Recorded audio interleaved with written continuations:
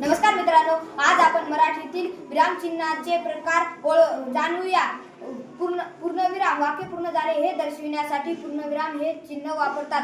स्वल्पविराम वाक्याच्या एका जातीचे अनेक शब्द लागोपाठ लिहिण्यासाठी स्वल्पविराम या चिन्हाचा उपयोग होतो.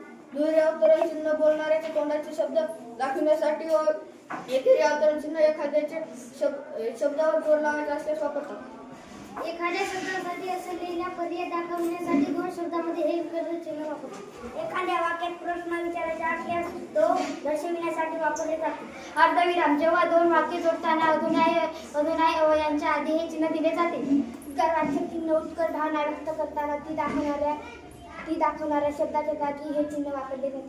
अपसरण चिन्ह वाक्यात एखाद्या गोष्टीचे स्पष्टीकरण द्यायचे असल्यास हे चिन्ह वापरतात. पूर्णविराम चिन्ह वाक्यातील गोष्टी वाक्याच्या नंतर सांगायच्या असतील किंवा एखाद्या गोष्टीचा तपशील द्यायचा असेल तर हे चिन्ह वापरतात.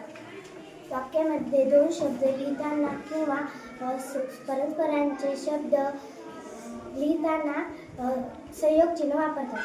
Keep watching. Thank you. Bye.